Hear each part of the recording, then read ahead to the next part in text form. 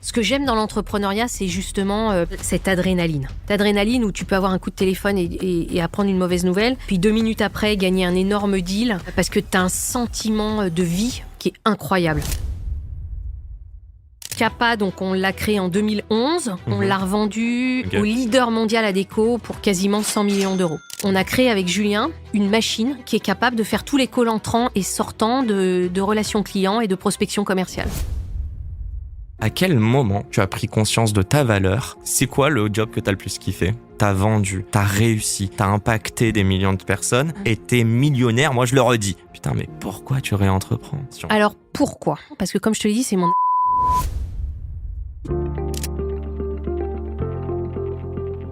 S'ils l'ont fait, pourquoi pas vous?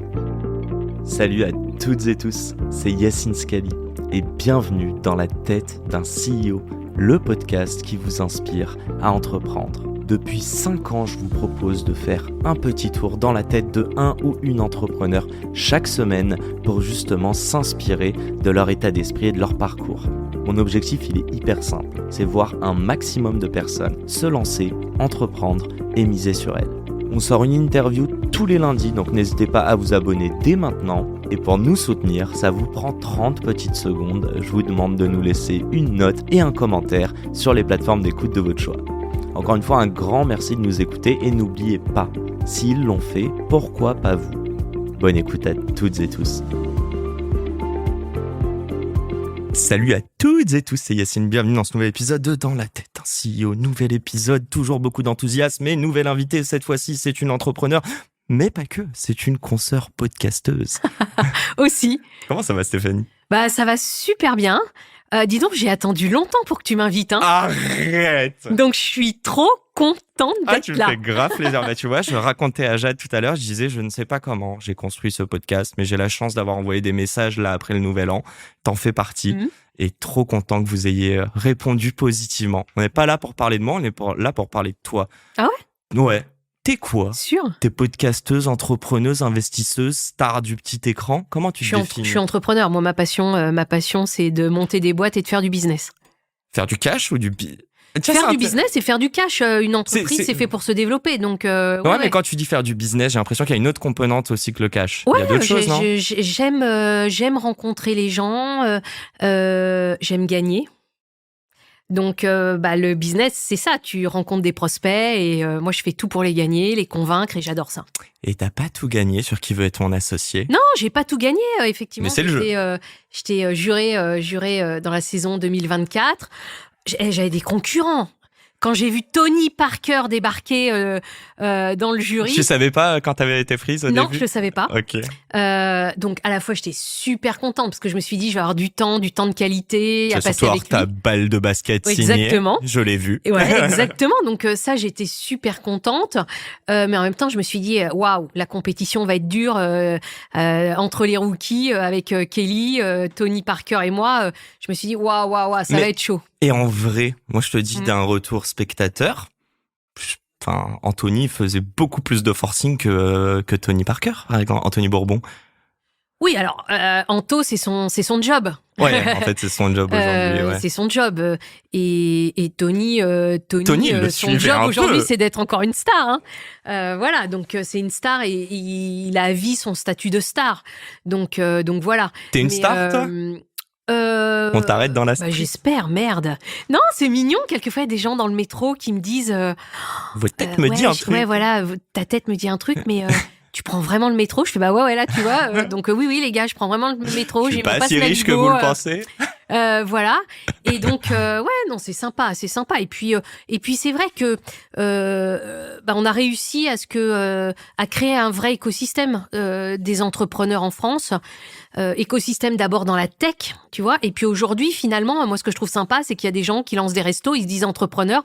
Et je trouve ça génial. C'est et super super. Cool. Et ce sont des entrepreneurs. Bien sûr. Je veux dire, ils ont peut-être pas l'enjeu de faire des millions et des millions la première année ou de la croissance d'une start-up, mais ils gèrent toutes les emmerdes que tu gères au quotidien. Exactement. Donc je trouve que on a passé une sacrée étape et ça c'est génial, vraiment génial. T'es serial entrepreneur. D'ailleurs, tu dis entrepreneur, hein, pas entrepreneuse, toi. Ouais, moi je dis entrepreneur. Bah, je m'adapte, écoute. Ouais, voilà, si ça te va. Comme les gens qui disent bonjour, ils te répondent bonsoir, ça me vénère, ça. Bref, là, je perds ma question. Non, question toute simple. J'aime bien dire qu'est-ce que CEO? Est-ce que c'est Chief Emmerd Officer? Est-ce que tu gères des emmerdes? C'est ça ton job? Oui, bien sûr. Je pense que le job d'un patron d'entreprise, c'est de proposer une vision à ses investisseurs, à son équipe, à ses fournisseurs, à ses clients. Deuxièmement, tout faire pour exécuter cette vision. Voilà. Et ensuite, bien sûr, pour moi, c'est être exemplaire. Donc, être exemplaire, c'est arriver avant tout le monde le matin, partir après tout le monde le soir, travailler. Ça, c'est important pour toi? Ouais, c'est super important. Tu trouves pas que ça tire un petit peu des codes du travail, ça? Non. Non? Parce qu'en vrai, t'as peut-être une vie, t'as le droit de rentrer à 16h et les gens, ils le savent pas et tu bosses jusqu'à 22 parce que t'es une entrepreneur. Oui, mais bon, si tu bosses jusqu'à 22, tes collaborateurs le savent quand même. Comment ils le savent? Bah, parce qu'ils voient que tu délivres plus qu'eux. Après, t'es la boss, donc c'est normal, ouais, mais tu dois montrer l'exemple. Moi, chez Kappa, dans mon ancienne boîte, c'est moi qui ai rapporté les plus gros deals de clients. Et là, chez Volubil, ça commence bien et c'est moi qui rapporte les plus gros deals et c'est normal. Mon job, c'est aussi de montrer l'exemple, d'avoir un rôle de leader et de faire que mes collaborateurs, encore une fois mes collaborateurs, mes partenaires, mes investisseurs, mes clients se sentent en confiance et voient que je donne tout pour eux. Bah, du coup, j'espère qu'ils vont nous écouter attentivement parce qu'on va faire un beau tour dans ta tête aujourd'hui, Stéphanie. Ouais, surtout qu'on est beaucoup dans ma tête. Et bah, je pense que dans la tête d'un hâte CEO, de les découvrir. On est beaucoup, tu vois. Ou toutes, je ne sais pas. Qu'est-ce que je voulais dire? Question toute bête. En fait, c'est simple. Ce podcast, pour moi, c'est fait pour que, bon, je suis le premier auditeur. Donc, le but, c'est que je m'identifie à toi et qu'à la fin, je me dis, c'est une badass. Mais en vrai, elle est humaine, quoi. Je peux le faire aussi. Bon, je ne sais pas si c'est les mêmes ambitions. Ma première question, en fait, je vais essayer de comprendre dans tout le long de ce podcast, pourquoi tu t'es lancé dans l'entrepreneuriat? Alors écoute, il se trouve que c'est sympa que tu m'invites en ce moment, puisque moi je sors un bouquin qui s'appelle La rage d'entreprendre. Putain, je l'ai vu, tu l'as offert à qui? Tu l'as offert Mathieu. À Matt? Tu m'as pas offert. Bah attends, ça va venir. Oui, là je suis assez speed en ce moment, c'est la rentrée. Donc je ne cache non, pas. Non, tu vas l'acheter surtout. On a besoin de le vendre pour être bien référencé, pour bien être référencé dans. Je t'enverrai la facture du podcast après. En fait, moi j'ai une histoire un petit peu particulière, pas unique, mais en tout cas. Quand j'ai commencé l'entrepreneuriat, oui, moi j'ai été élevée par ma maman dans une cité HLM à Vitry-sur-Seine. J'avais pas d'entrepreneur, de chef d'entreprise dans ma famille, mais en revanche j'avais la rage puisque quand tu vivais à ce moment-là en cité HLM et même aujourd'hui, un de tes objectifs dans la vie, c'est d'en sortir. C'est d'en sortir. Donc et moi avec ma génération, c'est réussir, juste. Pas réussir, mais prendre sa vie en main et puis aujourd'hui c'est vrai que l'ascenseur social le vrai il est dans l'entrepreneuriat donc moi j'ai assez vite compris qu'il fallait que je sois bonne à l'école donc que je travaille beaucoup donc la valeur travail elle est très importante pour moi parce que j'avais la rage de m'en sortir voilà. T'étais pas si smart ou si douée, c'est juste vraiment t'étais sérieuse et disciplinée. Oui. Ok. Ouais. Alors après, le meilleur talent. Après, je pense que je suis maline. Après, je suis curieuse. Donc, j'apprends très vite et voilà. Et donc, et puis fin des années 90, le web arrive, un peu comme aujourd'hui l'IA générative. Le web arrive. Et là, je comprends très très vite que ça va changer le monde. Voilà. Tu vois l'opportunité direct. Tout de suite. Et je me suis dit. T'étais où à ce moment-là, toi? Donc là, j'étais en groupe TF1. Ok. Groupe TF1 Bouygues. Et je me suis dit, il faut que j'apprenne et que je sois très généraliste. Donc, j'ai eu la chance dans le groupe TF1 Bouygues de changer de boulot quasiment tous les 2 ans et demi, 3 ans, voilà, et donc de progresser à chaque fois.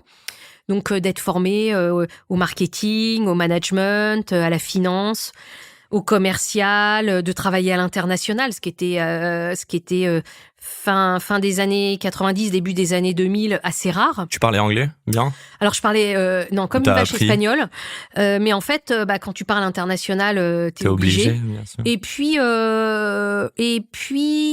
à un moment, je me suis dit, j'étais ultra complexée, mais je pense comme beaucoup de Françaises et de Français. Puis à un moment, je me suis dit, mais complexée de quoi? De pas bien parler anglais. Mais moi, okay. Ma mère, on n'avait pas les moyens elle avait pas les moyens de m'envoyer aux US ou en Angleterre pendant 2 mois pour apprendre. Bien sûr. Et donc, je me suis dit, de toute façon, le mec en face de moi, s'il parlait français comme moi, je parle anglais, déjà, ce serait beaucoup mieux. Sauf que tu rencontres très peu des gens qui parlent bien anglais. Et bon, voilà. Et en fait, français, ouais. Et en fait aussi, quand tu parles anglais, que les gens voient que tu fais l'effort, ils ils adorent et ils sont super gentils. Et moi, Sauf en France où on se fout de notre gueule. Voilà. Ouais. Et donc, je me suis lancée comme ça s'est bien passé. Et donc, je me suis améliorée. Puis après, tu sais, en fonction de ton secteur d'activité, tu as toujours le même vocabulaire qui revient. Donc, tu l'apprends vite et Termes après, techniques ça que vient. tu connais parfois en anglais, mais Ouais, pas en français. Moi, c'est ce qui est arrivé exactement. dans le VC, la startup. Juste, t'as dit que t'as jonglé déjà pendant combien de temps? Tu dis tous les 2-3 ans, mais t'as fait quoi? 3-4 postes différents? Ah ouais, beaucoup T'as plus. Je suis passé restée 15 ans dans le groupe 15 ans, TF1 quand même. Bouygues. Ouais. C'est quoi le job que t'as le plus kiffé? Ou c'est quoi l'aspect dans les jobs que t'as le plus kiffé? De voir dans les yeux de mes équipes que j'étais un leader. Ok, donc c'est de C'est-à-dire l'humain. C'est-à-dire que je peux les emmener gravir l'Everest, ils me feront confiance. C'est que de l'humain, que ça soit du marketing, que ça soit ensuite en finance, en sales, peu importe, c'est Bah, tu me dis ce que j'ai fédérer le des plus gens. kiffé, c'est ça. Ouais. Oui, non, mais je veux dire, mais c'est pas tes tâches, c'est Non. le management, en fait. Ouais, c'est plus que ça. C'est C'est le à la limite, leadership plus que Ouais. le management. Ouais, c'est ça. Ok. Et donc, j'ai remarqué qu'une de mes forces, c'est l'énergie. Les gens disent que j'ai beaucoup d'énergie. Et l'énergie, c'est important. C'est important pour montrer que moi, de toute façon, ma tagline, c'est « on lâche rien ». Donc, je lâche jamais rien. Oh, le nom d'un Voilà, certain podcast. je me bats, ouais, voilà, je me bats sur tout. Et ça, quand les équipes le sentent et le vivent, et là, c'est gagné, quoi. Tu peux aller loin. On a cette culture en France de rien lâcher, d'être ambitieux, presque. Moi, j'appelle ça un peu de rêver ou de prendre du risque. Oui, bien sûr, il y a beaucoup trouve qu'on de gens qui l'ont. Ouais, il y a beaucoup de gens qui l'ont pas, mais il y a beaucoup de gens qui l'ont. Est-ce que culturellement, on l'a? Est-ce que dans la culture française, Ouais, alors, moi, j'ai découvert un truc très récemment, c'est que quand j'étais petite et ado, j'avais honte de ma situation. J'avais honte de pas avoir les derniers fringues à la mode. J'avais honte. Je vais te raconter un truc très très perso, mais dis-moi, il y a eu la mode des kikis. Tu sais, le petit singe kiki. Et moi, ma mère, elle pouvait pas me l'acheter, donc elle m'a acheté un faux kiki sur le marché de Vitry. Et le faux kiki, son pouce, il rentrait pas dans sa bouche. Et en fait, j'avais honte parce que j'avais honte de ma situation, mais vraiment. Et le sentiment de honte, il est dur à vivre. Il est très dur à vivre. t'en voulais à ta mère, par exemple? Ouais, un petit peu. Ouais, je le cache pas un petit peu. Et en fait, Ok. j'ai réalisé assez récemment que, en fait, le fait d'avoir vécu en HLM, d'avoir grandi en HLM, ça m'a donné cette rage de rien lâcher et cette rage d'entreprendre qui fait qu'aujourd'hui, j'ai une force extraordinaire par rapport à beaucoup de gens. Donc, en fait, aujourd'hui, mon message, c'est de dire à toutes les personnes qui sont en banlieue ou aussi dans la ruralité, dans les campagnes, qui se sentent éloignées de l'écosystème start-up, entrepreneurial, etc. Vous avez beaucoup plus. Vous avez cette rage. Et donc, quand tu as cette rage-là, qui n'est pas la haine, mais qui est cette rage qui fait que de toute façon, tu sais que demain sera mieux qu'aujourd'hui est mieux qu'hier, que de toute façon, les problèmes, tu peux en rencontrer 50 dans la journée. Tu sais ce que c'est que d'avoir des problèmes, parce que moi, dans la cité, j'avais les cafards sur mon bureau, j'avais les incendies une fois par semaine dans les poubelles, les machins, les bijoux. Ah oui, Donc, ok. en fait, t'as une telle carapace que ça, c'est plus fort que tout. Et en fait, j'ai transformé peut-être la honte que j'avais quand j'étais petite fille et ado En force, ouais. en super force depuis quelques années. Et le jour où j'ai réalisé que j'avais eu cette chance-là, alors que je pensais que c'était une honte, mais j'avais eu cette putain de chance, bah voilà. Après, t'es indestructible. Tu vois, tu parles d'une chance. Moi, je vois beaucoup d'artistes aussi qui ont vécu des sortes de traumas quand ils étaient plus jeunes, et c'est ce qui leur pousse à se mettre nus sur scène et à Bien aller sûr. demander de l'amour. Bien sûr. Tu parles de rage. J'aimerais comprendre une chose. On a très vite parlé de ta maman, mais est-ce que elle est pas envers la société? Est-ce que ce truc qui t'a nourri, Elle est envers l'injustice. Alors moi, moi, si tu veux, déteste l'injustice? mais c'est pire que ça. C'est C'est-à-dire, viscéral, quoi. ouais, j'assiste à une situation d'injustice. Ça me met vraiment dans des états.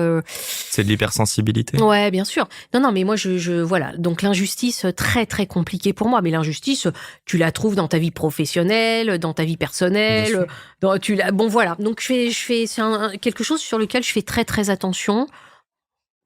Je traduis ce leadership dont on parlait, enfin cette rage en leadership. Mhm. Là, tu me parles aussi de cette hypersensibilité que moi j'ai totalement. Comment tu fais pour générer un élan collectif et aussi d'ambition auprès de tes équipes Mhm. et gérer tes émotions? Comment tu... Alors, j'y arrive pas toujours, hein. Ok.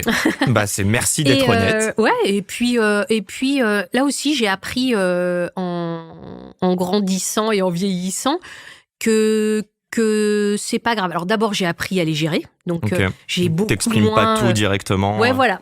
Alors en fait, Ça arrive je plus les dans vis la moi figure. intérieurement parce que Ouais. ce que j'aime dans l'entrepreneuriat, c'est justement cette adrénaline. Cette adrénaline où tu peux avoir un coup de téléphone et apprendre une mauvaise nouvelle, puis 2 minutes après gagner un énorme deal. Parce que tu as un sentiment de vie qui est incroyable. Il y a des gens qui vont aller chercher cette adrénaline dans les trails, par exemple dans les Bien sûr, dans le ultra-trails, sport. dans la création aussi, etc. Bon, moi, je l'ai trouvé dans l'entrepreneuriat et en dirigeant des entreprises. Voilà. Donc, j'ai appris à gérer mes émotions, même si intérieurement, cette adrénaline, elle est super importante pour moi, parce que c'est aussi mon énergie. Comment t'as appris? T'as un petit tip à me partager? J'ai appris... Me dis pas que t'as fait du trail, s'il te plaît, ça va me saouler. Non, j'ai appris, ou quelquefois, j'ai appris à me prendre aussi des murs. C'est-à-dire quand tu fais une erreur parce que t'as pas géré cette émotion, puis qu'après tu t'en veux et que tu dors pas de la nuit en disant mais comment j'ai pu être aussi idiote de réagir comme ça, j'aurais pas dû, machin. Au bout de la 10e fois, tu te dis Steph, bon, ça fait 10 fois que tu fais la même erreur. Maintenant, tu vas prendre un peu de recul. Ok, donc t'es voilà. auto-analyse de ouf.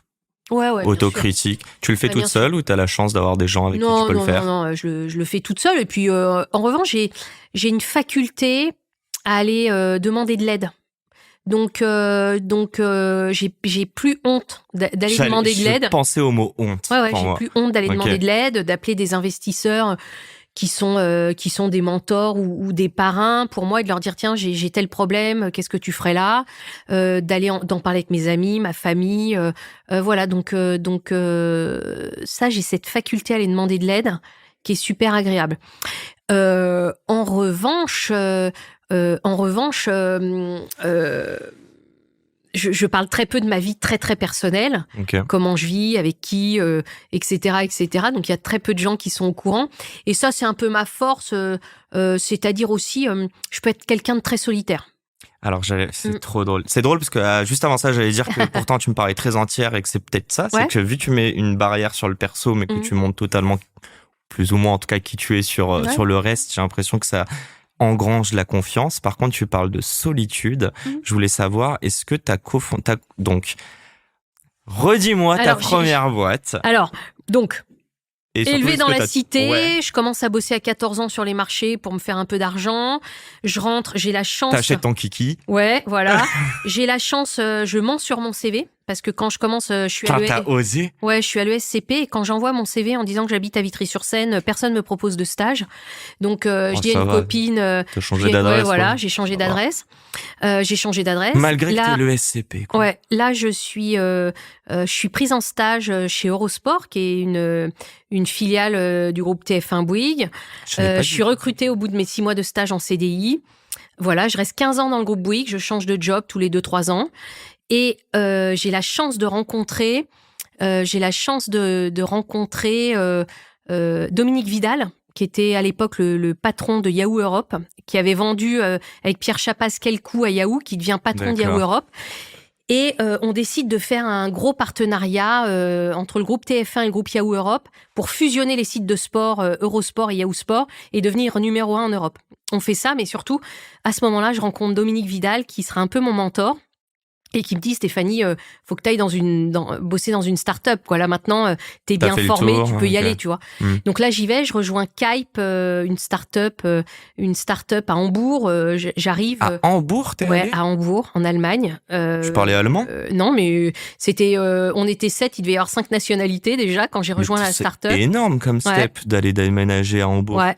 C'était très cool. Tu passes comme ça, mais c'est quand même un big truc, non? Bah ouais, mais parce que tu vois, alors moi, je sais bien saisir les opportunités. Quand je te dis, on lâche rien, quoi. Donc là, tu l'as senti, tu t'es dit opportunité. J'ai adoré Hambourg, j'y ai bossé 3 ans, j'étais CEO de la boîte, j'ai rejoint le CEO de l'époque, le CEO fondateur, Stéphane Uhrenbacher.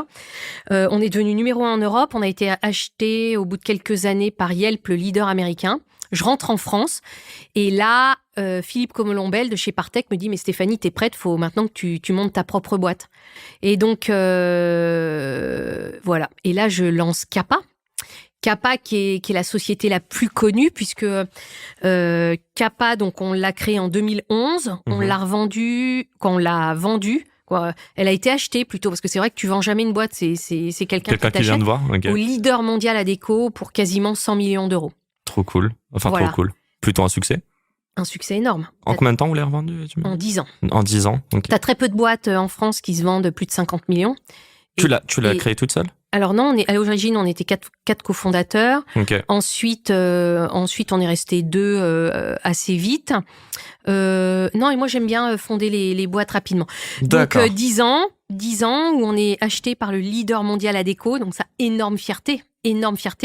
Et puis, pour quasiment 100 millions, ce qui est beaucoup d'argent, il y a très, très peu de boîtes en Europe qui sont achetées pour ces montants-là. Ce qui démontrait la qualité du travail qu'on avait fait. Donc, très fier. Et puis, très fier aussi de savoir que l'aventure allait continuer chez Adéco. Kappa existe encore aujourd'hui, oui, la marque, ouais, ou ça a été intégré à Adéco? Alors, il y en a je pense que la tech a été en grande partie intégrée, mais oui, ça existe encore. Et là, avec Julien Ross, mon CTO qui était salarié de Kappa, qui lui avait passé quelques années chez Criteo, avant d'arriver chez Kappa, lui avait très envie de monter sa boîte. Et on s'est dit, un jour, on le fera. Et novembre 2022... C'est lui qui a impulsé... Ouais, c'est intéressant, ok.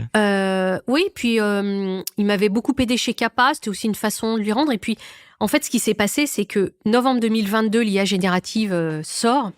Et là, je me dis, Stéphanie, tu vas créer ton rêve professionnel. C'est-à-dire, on a créé avec Julien des agents, on appelle ça des agents, mais bon, une machine qui parle et converse comme toi et moi. Et donc qui est capable de faire tous les calls entrants et sortants de relations clients et de prospection commerciale. Donc en fait, mes 2 plus grosses pains dans toute ma carrière, ça a toujours été de rentrer des nouveaux clients, donc de faire de la chasse, et de les garder. Principalement par téléphone, et de les garder. Et donc aujourd'hui, on a une machine qui est capable de faire de la chasse comme si c'était moi, même avec ma voix, et de gérer la relation client. Alors pour Volubile, mais c'est donc une plateforme qu'on vend à nos clients aujourd'hui. Donc on a lancé la société fin 2023, on a commencé à commercialiser en juin 2024. Aujourd'hui, janvier 2025, on a plus de 40 clients, Vous êtes 100% de satisfaction. On est un peu plus d'une dizaine. Voilà. Et on gagne des clients toutes les semaines, c'est un truc de malade. Donc c'est du récurrent. Tu peux nous dire le MRR? Alors ou c'est le pas RR? vraiment du récurrent parce que c'est pas un c'est abonnement. en fonction de l'utilisation. Voilà, c'est bien. Cool parce que donc pas de frais de setup aujourd'hui, pas de frais de mise en place. Donc en fait, on a une plateforme qui peut être déployée en 1 heure pour nos clients, qui parle dans plus de 50 langues, pas de latence. Donc conversation humaine comme toi et moi, vraie conversation humaine. Si je l'insulte, elle me répond? Alors si tu l'insultes, elle va te dire que... C'est pas très gentil. Voilà. Si tu l'insultes après, elle va te dire on va arrêter maintenant. J'appelle Stéphanie. Voilà, exactement. Je vais prévenir Stéphanie, tu vas voir, elle va te rappeler, tu vas voir elle. Voilà. Et donc, on travaille à la fois pour des marques en direct, pour qui on fait de la prospection commerciale ou de la relation client. On travaille aussi pour des call centers à qui on fournit la technologie. Et le business model est... Ça remplace leur business, non? Ça complète leur business parce qu'il y a des moments, par exemple, des clients qui demandent des langues, mais il y a très peu d'usage, etc. Ça coûte très très cher, voilà. Puis il y a aussi des clients pour qui on fait 100% des calls. C'est quoi la typo de tes clients, juste Alors vraiment, tout client. Aujourd'hui, on travaille dans le tourisme. J'allais dire, eux, ils font du B2C en général, tes clients? Ouais, non, même pas, ça va être du B2B. Dans l'énergie, là, pour un de nos clients, c'est du B2B. Donc, en fait, 100% des boîtes dans le monde sont intéressées par la technologie Volubile. 100% des boîtes qui ont des clients. Pour tous ceux qui sont intéressés, vous vous connectez sur volubile.ai, vous verrez, vous pouvez écouter des calls, parler avec la machine, demander une démo, puis autrement, vous vous connectez avec moi sur LinkedIn. Stéphanie Delestre. J'ai bien fait le pitch ou pas? Franchement, c'est la fin de la promo. Maintenant, on va rentrer dans le sérieux. Combien de CA? Combien de CA? Bientôt une centaine de cas de MRR en quelques mois. Incroyable. De MRR, mais du coup, tu le retraduis en MRR? Parce que vu que c'est pas un SaaS. Oui, mais en fait, je vais te dire l'utilisation, elle est assez forte. Le produit est tellement bon qu'aujourd'hui, sur nos 40 clients, il n'y en a aucun qui a arrêté. Et en fait, tous les clients nous donnent de plus en plus de cas et d'heures à traiter. Donc, en fait, le volume augmente chez tous les clients. Et ça, c'est un point sur lequel on est vraiment très focusé, c'est-à-dire la satisfaction de nos clients. Mais une fois que tu es installé, le client, il découvre la magie de Volubile, donc de nos agents conversationnels dans toutes les langues, pour traiter, je te dis, toute la prospection commerciale et toute la relation client, et il reste. C'est le taux d'usage que tu traques au quotidien, presque? Ouais, exactement. C'est ça? Exactement. Il est de combien chez vous? Comment ça, tu veux dire quoi? Le daily active user, je sais pas par rapport à tous tes users, tu dirais. Je te dis, là, ça progresse. On en est au premier mois, mais ça augmente au fur et à mesure. Ça augmente tous les mois chez tous les clients. Alors déjà, on va faire une parenthèse. Et après, on va revenir juste avant Volubile. Déjà, je crois qu'il y a des petits vinyles derrière toi et que c'est moi qui t'ai demandé de les choisir. Peux-tu me présenter ou me dire pourquoi tu as choisi ces 2 petits vinyles? Ou même les 4, si tu veux. Bon, tu m'as dit, il y a trop de noir. Ella Fitzgerald, The Voice. Puis son parcours de vie. Ouais. Voilà. Dr. Dre, je suis une fan de rap, hein. Ah, la cité, Vitry-sur-Seine. Putain, je voulais ramener 113. Ouais. C'est dommage. Bah, bien de la sûr. ville, 113. Mais bien sûr. J'ai pas Alors, grande fan de NTM et de Dre. NTM, mais pas là. Et après, côte ouest, côte est, tout. Ouais. Alors Snoop Dogg, pourquoi j'ai rajouté Snoop Dogg? Bon, on l'a vu cet été pour les JO de Paris 2024. En fait, il y a un truc, vous pouvez tous regarder, il a fait une vidéo parce qu'il a eu son étoile. Hollywood Fame. Là, ouais, voilà.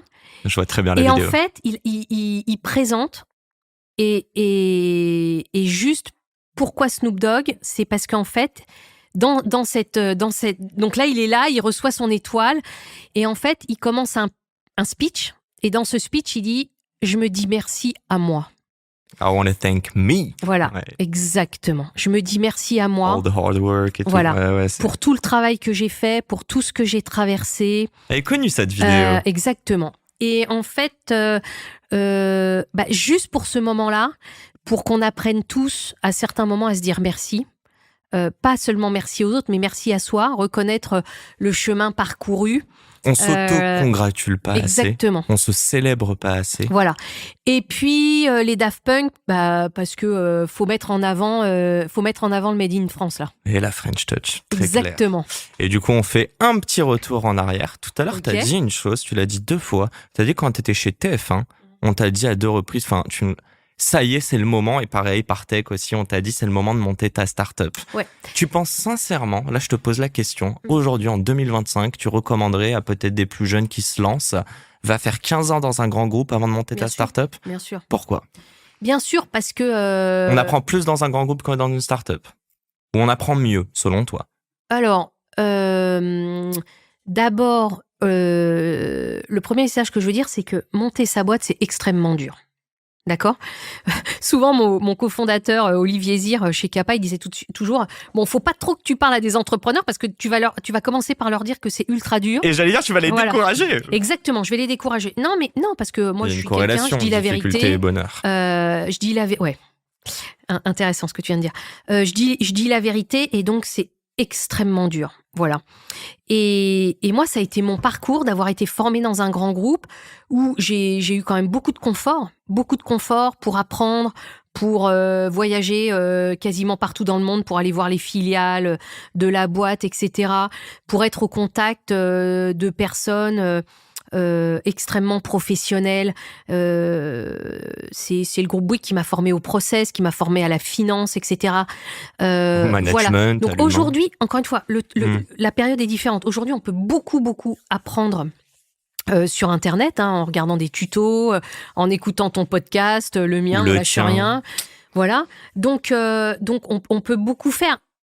Après, moi je dis pas qu'il y a un parcours qui est mieux que l'autre. Je dis juste que on reconnaît les gens sur la ligne d'arrivée, comme je dis souvent, que entreprendre, ça prend du temps et que si on a un bagage avant parce qu'on a fait des choses dans un univers un peu plus confortable, parce que quand t'es salarié, t'es quand même payé à la fin du mois. Hein. Bien sûr. Donc, malgré t'es moins que t'aies des stressé. objectifs ou quoi. Voilà, donc je dis franchement, ça dépend de chacun et des opportunités à saisir. Mais si t'as une très très belle opportunité à saisir pour monter un truc incroyable dans un grand groupe, vas-y, c'est Go. pas moins valorisant que de monter ta boîte et peut-être que tu le feras 10 ans après ou dans 10 mois après, etc. Est-ce que tes 15 ans, t'aurais pu en faire que 10 ? Exemple, t'as fait plein de jobs en 2-3 ans. Si tu les avais fait juste 1 an et demi, en accéléré, est-ce que tu penses qu'au bout de 10 ans, tu seras arrivé à la même conclusion, j'ai fait le tour et maintenant je veux monter ma boîte ? Et deuxième question, qui tend vers ça, est-ce que ce sont ces personnes qui t'ont dit à toi, Stéphanie, t'as de la valeur, c'est le moment de te miser sur toi. Oui, parce que j'ai pas été élevée, dans la prise même de si risque. ma maman et toute ma famille m'a beaucoup aimée, donc ça m'a donné de la confiance en moi, tu vois, beaucoup de confiance en moi. Mais le fait d'avoir des pairs, PAIR, qui te disent, écoute Stéphanie, moi je sais que t'es prête, vas-y. Bah ouais, ça donne ce petit truc qui fait que ce plafond de verre. Puis encore une fois, il y a quelques années, pour les filles, c'était même encore plus compliqué qu'aujourd'hui. Ça s'améliore tous les jours. Donc oui, bien sûr, le fait que j'ai eu des personnes à des moments clés qui m'ont dit Stéphanie, vas-y, de toute façon tu vas réussir. Ça m'a donné ce petit coup de pouce. Il y a une question qui me vient, qui est un peu philosophique, mais je crois que tu l'as compris, c'est le cas depuis le début. À quel moment tu as pris conscience de ta valeur sans forcément que quelqu'un te le dise ?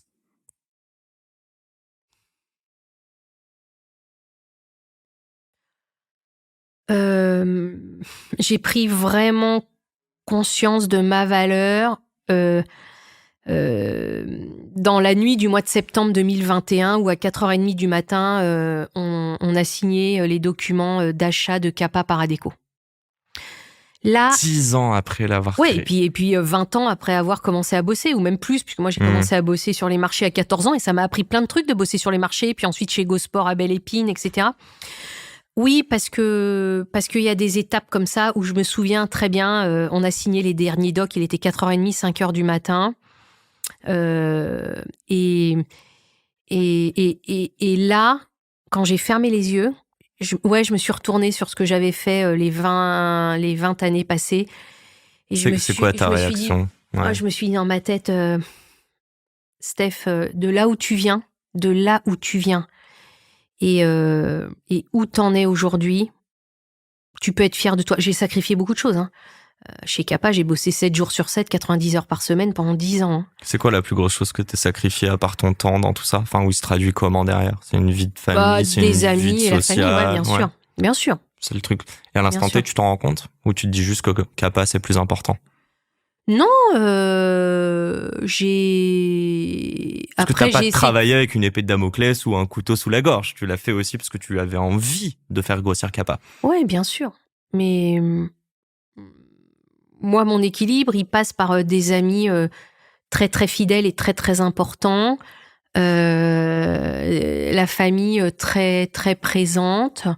Il y a des moments où tu aurais mieux géré ça. Tu aurais voulu mieux gérer ces relations ? Je sais pas. Alors moi, je vais te dire un truc. Je me retourne jamais sur le passé. Okay, et ça, c'est une force incroyable. Eh ben moi, c'est un défaut que j'ai beaucoup. Ah ouais, non, moi, je me retourne pas sur le passé. Okay. Et puis... je vis vachement le moment présent. Eh ben, tu vis. Tu vois, là, par exemple, je suis avec toi, je suis très heureuse d'être là. Ouais. J'étais très contente de venir, donc je me projetais un petit peu, mais j'étais très contente de venir te voir. Et je prends tu vas encore l'être. Ouais, je prends ce moment comme une parenthèse dans ma journée où je peux un peu me poser, te raconter des trucs que j'aime bien, où je prends pas forcément le temps. Donc en fait, tu sais, moi j'ai perdu beaucoup de gens dans ma famille. Que j'aimais profondément, ça m'a profondément marqué, mais ça m'a appris à vivre le moment présent parce que tu ne sais pas dans 5 minutes ou même dans 5 secondes ce qui peut se passer. Ton téléphone peut sonner où on te dit, bah voilà, ta tante vient de faire un AVC, elle est partie à l'hôpital, elle va mourir. Moi, c'était une des personnes les plus importantes de ma vie, etc. Alors que 2 jours avant, une semaine avant, je dînais avec elle et on parlait, voilà. Donc en fait, j'ai vraiment appris à ce que tu ne sais pas ce qui peut se passer dans les 5 secondes qui viennent, donc de bien profiter du moment présent, et ça, c'est une puissance incroyable. Ça veut pas dire que j'adore jouer aux échecs. Il y a un bouquin que j'adore d'ailleurs, le joueur d'échecs de Zweig. Donc il y a des moments où tu vois mon cerveau, en particulier la nuit. Moi, mon cerveau travaille beaucoup la nuit, et donc la nuit, tu vois, ça se met dans des cases, ça fait des trucs, etc. Bon, voilà. C'est quoi, t'analyses tes rêves le lendemain? Non. Non, comment tu dis ça travaille beaucoup la nuit? C'est dans ton inconscient? Depuis que je suis entrepreneur, je suis devenue insomniaque, donc j'ai des gros problèmes de sommeil. D'accord. Donc la nuit, je lis beaucoup. T'es créative la nuit? Ouais, bien sûr, parce qu'il n'y a pas de bruit, tu vois. Plein d'idées qui viennent. C'est Amélie Nothomb, je crois, qui écrit seulement la nuit, ou principalement la nuit et le matin très très tôt. Bah oui, t'as pas de bruit, t'as pas de bruit extérieur, t'as pas de défocus, t'as pas rien. Donc c'est là où ton cerveau, tu l'entends 1000 fois plus que dans la journée, quoi. Donc c'est un peu flippant. Et j'allais te dire, moi je sais que j'ai ça par moment, mais tu sais que parfois, tu vois, tu racontes ce truc. Là, je peux revoir notre podcast là, et ce soir, dans mon lit, 00:30, je suis censé aller me coucher. Et je vais revoir un moment où je t'ai mal posé la question. Ouais. Mais vraiment, j'ai envie de me mettre une patate, tu sais, ça m'énerve et j'arrive plus à dormir. Alors, je suis comme toi, mais moi, il y a un autre truc que je me dis, c'est le mieux est l'ennemi du bien. Il y a tellement de gens qui font rien. Trop perfectionniste. Voilà, exactement. Là, on se parle, on a calé ce rendez-vous, on a calé ce moment tous les deux. Eh bien, on l'aborde, et moi, au contraire, je serais contente de me dire, bah, en fait, je l'ai fait. Alors oui, ce sera peut-être pas parfait, mais aux yeux de qui? Je pense que dans la tête de 100% des gens, parce que tu sais, moi, je rencontre beaucoup de monde. En fait, les gens, ils sont gentils. Je te jure, là, en ce moment, d'ailleurs, je remercie. Je reçois des messages sur LinkedIn de gens que je ne connais pas. Hier, Jamila qui m'envoie un message en me disant, Stéphanie, merci pour tout ce que vous faites pour les jeunes de banlieue. J'espère que ça va être un modèle, tu vois, etc. J'ai une jeune fille qui m'a envoyé un message, mais long comme ça, en me disant que j'étais son modèle et tout. Et les gens, quand t'essaies d'être correct, quand t'es sincère, etc., les gens, ils sont gentils. Et moi, j'essaie d'être gentil. J'essaie d'être gentil aussi. Donc, le monde, faut pas croire que le monde est que dur. Voilà. Donc moi, je me dis, je suis là avec ma sincérité à raconter mon histoire. J'aime bien écouter les histoires des autres. Ça me fait aussi grandir, apprendre. Et la majorité des gens sont extrêmement bienveillants. Okay. Voilà. Tout à l'heure, tu disais... Merde, tu disais quoi? Attends, j'essaie de rebondir là-dessus. On parlait justement de la fin de Kappa, exactement. Ouais. Tu revends 100 millions, bref, tu signes ça dans la nuit. Tu kiffes. Tu te dis que c'est la première énorme victoire de ta vie. J'avais 2 questions dedans, peut-être pas la première, mais en tout cas, tu te dis, ouah, badass, tu regardes derrière, rarement d'ailleurs. Ouais.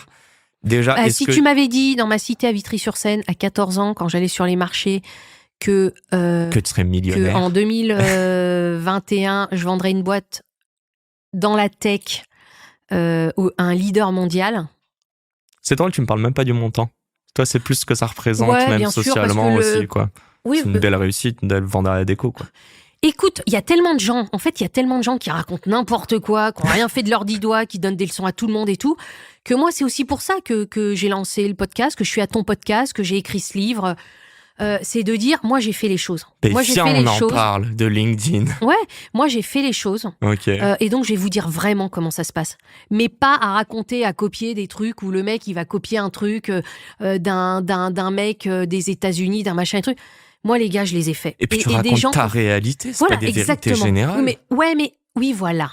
Ça, bien vu. Ah bah, je regarde LinkedIn, hein. Bien vu, Yacine, bien vu, Maïda. Donc voilà. Et donc ça, les gens qui ont envie d'entreprendre, ou les gens qui sont devenus entrepreneurs, mais qui sont peut-être à un moment où ils sont un peu coincés sur un truc, ou qui ont besoin de s'améliorer, d'améliorer leur marketing, leur machin, leur truc, bah en fait, ils vont avoir des vrais conseils de gens qui ont vraiment fait. Et donc c'est ton podcast, on lâche rien. Oui, voilà. C'est le livre, La rage d'entreprendre. Je vois que tu as une envie, mais je vais aller plus loin, je vais utiliser le mot responsabilité. Est-ce que le fait que tu réussisses te rend responsable de quelque chose, et de qui, en fait? Alors en fait, moi, le sujet qui me porte, parce qu'on a chacun un peu des sujets, tu vois, on a parlé d'injustice. Moi, c'est juste de dire, aujourd'hui en France, on a besoin de tout le monde pour réussir. D'accord ? On a besoin des ingénieurs qui sortent de grandes écoles. On a besoin des entrepreneurs de banlieue et de la ruralité, parce que eux, ils ont tellement la rage que eux, ils ont un truc qui est unique. Et ça, c'est une force. Et moi, je veux leur dire que cette force-là, faut pas moi, j'ai découvert trop tard que je l'avais. Donc, heureusement, faut en être conscient et la etc. nourrir, quoi. Mais on a besoin de tout le monde en France aujourd'hui pour réussir. Et moi, c'est mon message. C'est-à-dire que d'où que tu viennes, d'où que tu partes, aujourd'hui, tu as tout en France pour réussir. Ce message, c'est ce qui t'a manqué quand tu étais plus jeune? Ouais, bien sûr. Et c'est ça que tu veux donner à la bien sûr. petite Stéphanie? Bien sûr, t'as tout compris. Ouais, Okay. Bien sûr. Je reviens là-dessus sur la fin de Kappa. Ouais. J'essaie de comprendre une chose. Là, on revient à l'entrepreneuriat. T'as vendu, t'as réussi, t'as impacté des millions de personnes et t'es millionnaire. Moi, je le redis. En tout cas, à ce moment-là, tu fais un beau cash-out. Putain, mais pourquoi tu réentreprends? Et en plus, dans un milieu qui n'a rien à voir. Enfin, on parle si, c'est de la tech. Ouais, mais alors, bon, là, on est sur de l'IA. T'es pas un G à la base. Alors, pour 3 raisons. Ouais. Enfin, je dis ça, mais t'es pas un G? Non, je suis pas un G à la base. Non, mais t'as raison. Mais c'est un challenge, en fait, pour moi. C'est pour ça que je te pose la question. Alors, pourquoi? Première raison, parce que comme je te l'ai dit, c'est mon adrénaline. Moi, c'est mon kiff. Et mon kiff derrière, mon kiff derrière l'adrénaline de l'entrepreneuriat, c'est que derrière, je rencontre beaucoup de gens. Et donc, parce que je rencontre beaucoup de gens, j'apprends beaucoup. D'accord? Et t'adores rencontrer. J'étais chez un gros client dans les télécoms ce matin, un leader extraordinaire. J'ai rencontré un monsieur qui m'a raconté des trucs. J'étais là, je buvais ses paroles. Parce que je me suis dit, mais Steph, t'as la chance d'être à l'instant T en contact avec cette personne qui est au COMEX d'un leader, qui te raconte des choses. Et c'est parce que je suis entrepreneur que j'ai l'opportunité de rencontrer ce monsieur. Et donc, au travers lui, il me donne des informations et donc j'apprends. Et donc, je continue de grandir. Et puis, pour moi, ce qui est important, voilà. Donc ça, c'est le premier truc. Tu vois, c'est vraiment ce truc-là. Deuxièmement, chez Kappa, on a fait le plus dur. On a digitalisé l'intérim, d'accord? L'intérim, c'est un marché où tu n'as pas de fidélité des clients, où tu proposes de l'humain, des intérimaires. C'est comme une marketplace.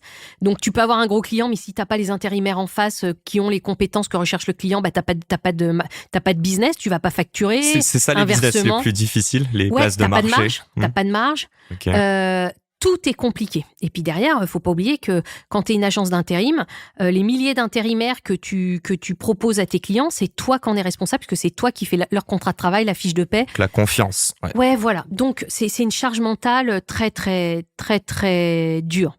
Donc, en fait, je me suis dit, Steph, tu as vécu le business le plus dur au monde. Et donc, moi, j'adore l'intérim, j'adore toutes les personnes qui bossent dans l'intérim, dans les agences, chez Adecco, mais chez d'autres comme Manpower, dans toutes les agences d'intérim, tu as des personnes extraordinaires parce que c'est le métier le plus difficile au monde. Avec téléopérateurs dans les call centers, et c'est pour ça Volubile aussi. Et donc, intéressant. Et donc, je me suis dit, Steph, t'as tellement appris, et t'as quand même été acheté par le leader mondial, que cette expérience, cette expertise, cette connaissance, tu vas pas t'arrêter là, quoi. Tu vas la remettre dans un la remettre dans un T'aurais futur pu business. Souffler. T'aurais pu prendre une retraite bien anticipée. Non, parce que et puis non, mais moi ce qui me fait kiffer encore une fois, c'est le business, quoi.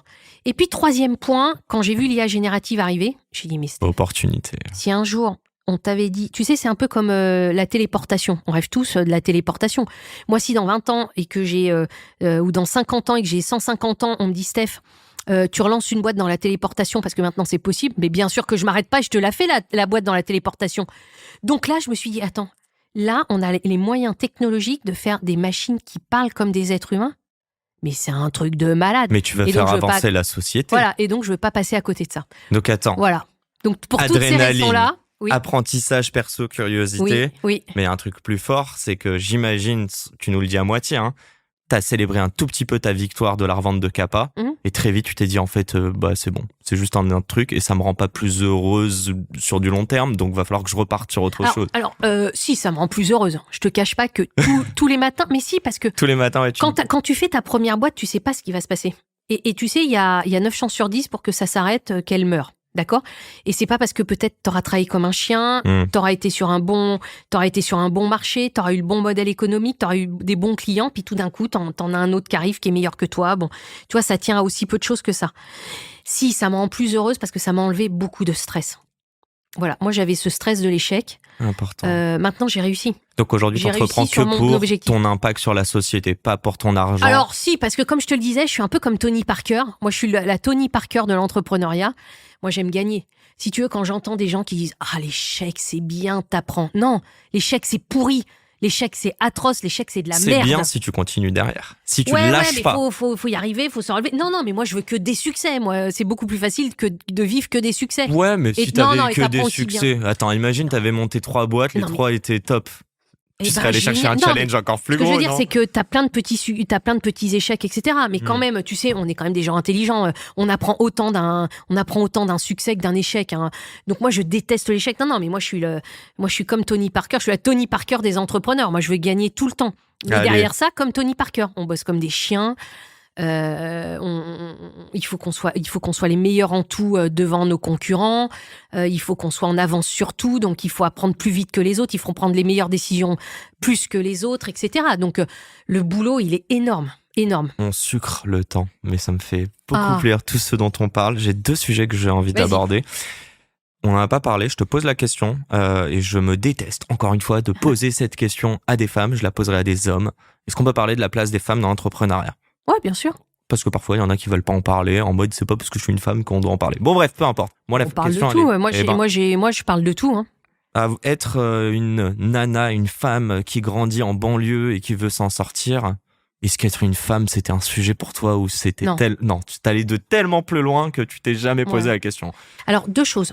2 choses. 1, d'abord, être une femme, ça n'a jamais été un sujet pour moi. Et j'ai été élevée dans une famille de femmes Ok. par ma mère, mes 2 grands-mères et mes tantes. Mhm. Voilà. Deuxièmement, dans tout mon parcours professionnel, j'ai rencontré que des hommes qui m'ont soutenue.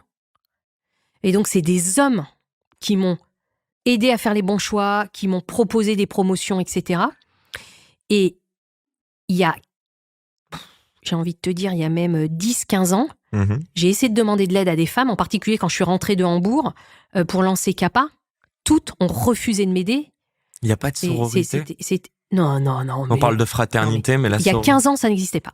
Et là, ce que j'aime dans notre période, c'est que tout ça a rebasculé. Donc oui, maintenant, les femmes ont compris qu'il fallait se soutenir. Oui, maintenant, les femmes ont compris qu'il fallait s'entraider, bon, tout ça. Donc il y a eu ce revirement dans les 10 dernières années qui est incroyable Mhm. et qui est génial, et pour toutes les femmes et pour les hommes. Voilà. Mais Ok. encore une fois, hein, moi j'ai été élevée, tu sais, dans la cité, tu faisais pas ta chochotte hein, à l'époque. Hein. Bah en fait c'est ça. Mais... Donc moi j'ai été élevée comme un mec. Hein, et, Donc t'as dû et avec toutes mes faire des copines, pieds et des mains ouais. de base. Ok. avec toutes mes copines, voilà, fallait jouer un peu des trucs, donc ça vient peut-être de là aussi. Ok. Mais pour moi, dans le business, tu vois, c'est ce que j'aime bien dans l'entrepreneuriat tech, Mhm. c'est que je pense que c'est un des secteurs où il y a le moins de discrimination aujourd'hui. Hein. Bah c'était skills C'est-à-dire qui priment, que tu dirais. sois noir, arabe, de la cité, de machin. Alors, bien sûr, tu as moins de chances de réussir, machin, mais par exemple, aujourd'hui, on a besoin de bons développeurs. Donc, si tu es un bon développeur, on s'en fout de ton âge, on s'en fout d'où tu viens, on veut juste prendre le meilleur. Et ça, je trouve ça ultra cool. Et c'est vraiment le secteur où... Alors, il y a encore du travail. On va me dire, Oui, ouais, non, mais il n'y a pas assez de femmes, machin. Mais c'est pas qu'il n'y a pas assez de femmes dans l'entrepreneuriat. C'est qu'il n'y a pas assez de femmes en 6e qui sont bonnes en maths, ou il n'y a pas assez de femmes dans l'éducation à qui on dit Steph, vas-y et sois pas seulement coiffeuse et machin. Donc le problème, c'est pas l'entrepreneuriat, le problème, c'est l'éducation dès le début. C'est la société qui retranscrit un manque d'ambition pour les femmes, Ouais, voilà. qui les exactement. cloisonne dans quelque chose. Ouais. Ouais, bien sûr. Mais bon, encore une fois, honnêtement, moi, je suis bluffée du soutien des hommes. Vraiment bluffée. Et merci. Merci, parce que ça passait aussi par là. Il y a encore du boulot, mais ça s'améliore tous les jours, donc je trouve ça génial. Ouais, dans le bon sens. Ouais. On est loin encore de ce qu'on doit atteindre sur l'égalité ou et l'équité. puis regarde en France, t'as des femmes entrepreneurs incroyables. Rachel Delacour, chez Déjà Sweep. reçu. Allez, vas-y, cite-les. Rachel, Kelly Masson. Déjà reçu. Voilà, sur Stéphanie avec qui, Delestre. Déjà pas reçu. Non, mais t'as des femmes entrepreneurs, Bien sûr. donc. Et moi, toutes celles que je rencontre, enfin, je trouve qu'il y a une ambition qui est encore plus forte que la mienne, qu'il y a une assurance très forte et qu'il y a je crois que dans le discours que tu es en train de me tenir, par exemple, est-ce que ça t'a saoulé la vague de beaucoup de personnes qui disent tu vois, il y a que 2% des fonds qui sont dirigés qui sont dans des startups dirigées et fondées par des femmes. Tu vois, après ce côté, il y en a, en gros, moi j'entends 2 discours. Il y en a qui disent faut qu'on fasse des quotas discriminants et positifs pour montrer plus de femmes et les mettre en avant. Moi, en tant que média, ça me va parce que je sais qu'elles sont très intéressantes aussi. Mais en revanche, il y en a d'autres qui te disent je déteste que, m'invite pas parce que je suis une femme. Et bon, je te l'ai jamais mis en avant ça, donc voilà. Mais tu vois ce que je veux dire? Il y a un côté la carotte ou il y a un autre côté le bâton, quoi. C'est quoi ton positionnement là-dessus, tu vois? Est-ce qu'on doit en parler et dire c'est une force? Est-ce qu'au contraire on doit dire attention, va falloir que tu fasses un peu plus que d'autres personnes? Ou next question? Non, pas du tout. Encore une fois, mais je pense qu'il y a à faire pour les femmes, il y a à faire pour les jeunes dans la banlieue et dans les campagnes qui se sentent aussi de laisser. Voilà. Donc, il y a plein de sujets. Je pense que d'abord, il faut en parler. Il faut mettre les trucs sur la table. Ouais. Moi, mon sujet... Alors, tu vois, j'en rajoute un. Tu vois, tout à l'heure, je t'ai parlé de mon sujet. Mon sujet, c'est comment montrer à tous les jeunes de banlieue et de la ruralité que d'où que tu viennes, c'est possible. Voilà. Donc, te mets pas cette barrière-là dans la tête. Et puis, mon deuxième sujet, c'est de dire à toutes les jeunes filles... les filles, il y a un métier qui paie bien, c'est développeur informatique ou c'est dans le digital, dans la tech, etc. Vous aussi, vous êtes aussi forte en maths que les mecs. Moi, tous les trucs, tant qu'on m'aura pas démontré scientifiquement, on va me sortir des études, mais bon, les études, on sait ce que ça vaut. Ouais. Donc voilà. Moi, c'est ces trucs-là. Moi, c'est ces trucs-là de dire. On y va, on prend les choses au fur et à mesure. Oui, c'est important d'en parler, c'est important de se battre dessus, mais moi, je suis quelqu'un de très positif, de très optimiste et j'espère de bien travailler ma bienveillance. Si déjà on fait tout ça, tu vas voir, tout ça, ça va changer d'un coup. Bon, je pense que déjà là, on est en train de changer pas mal de choses. Ouais. Enfin, je pense que dans quelques années... il y aura de plus en plus de femmes. En tout cas, je suis obligé parce que sinon je ferais pas de Mais podcast. nous, dans notre métier, malheureusement, t'es obligé de choisir les meilleurs. Ouais, qu'ils soient hommes, femmes, vieux, jeunes, bien sûr, jaunes, mais si demain, gris, rien à faire. Si pour des devs, t'as autant de candidatures de femmes que d'hommes, bien sûr. Là, ce sera un autre sujet. On sucre le temps, désolé, on avance juste. Qui va être mon associé? Une seule petite question. Ouais. Bon, il y en a un peu plus d'une. Vas-y. Bon, déjà, la première question, elle est simple. Est-ce que tu trouves que cette émission représente l'entrepreneuriat? Non, elle représente une partie de l'entrepreneuriat, mais c'est très bien. Ok. En fait, déjà, on a une chance extraordinaire en France d'avoir une émission qui parle d'entrepreneuriat, donc qui explique aussi, qui a fait beaucoup de pédagogie. C'est quoi un VC, c'est quoi un investissement, c'est quoi un fonds d'investissement, c'est quoi prendre 10% d'une boîte pour tel valo, donc c'est quoi la valo de la boîte, etc. Donc maintenant, les gens y comprennent. Okay. Et deuxièmement, c'est cool de montrer des entrepreneurs.